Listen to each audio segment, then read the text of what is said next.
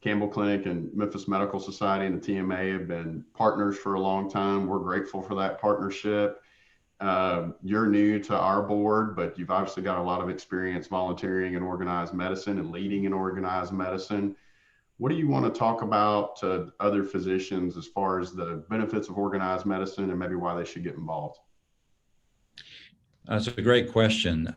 I think a couple of comments. One, Campbell Clinic does have a long tradition with the medical society here. We've had a number of my predecessors who served in leadership with the organization during their time. I think one of the questions that comes up, I think, for all of us is what is the value of being a member of an organization? What value does it provide to you as a member? Because it is time and other commitments to do so. And so, just in my brief time and involvement with the medical society and being a member for a long, long time, there are a couple of things that come to mind.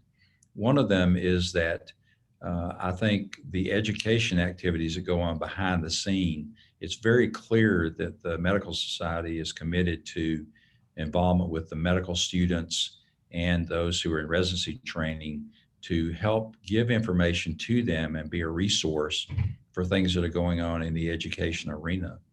We love having them involved, provide early membership and having their involvement.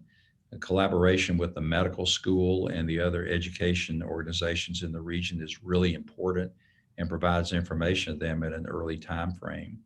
I think the second thing is probably the advocacy effort. I spent a lot of time in Washington and some time in Nashville over the years. It's safe to say that, as my friends used to say, if you don't have a seat at the table, you're what's for dinner.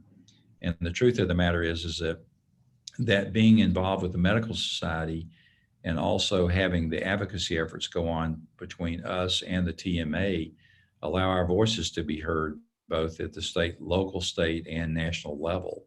And I think that physicians, we need to understand that we do practice and take care of patients and provide that part of the care that we're going to for our patients. That's part of what we do in service as a physician.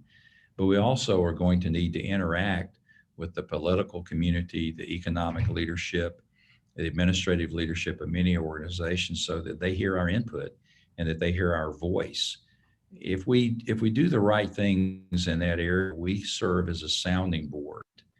And believe me, the those involved in politics and economics and the legal world and many other professions outside medicine, they long for a sounding board on many issues, and it's important that our voices be heard.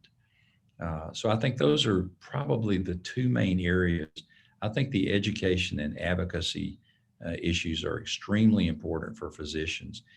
And by being a member of our medical society, you're really starting off at the local and regional level in your mind, but you truly are participating in state and national activities when you get involved with the medical society here in Memphis, because your voices are going to be heard at that level and beyond.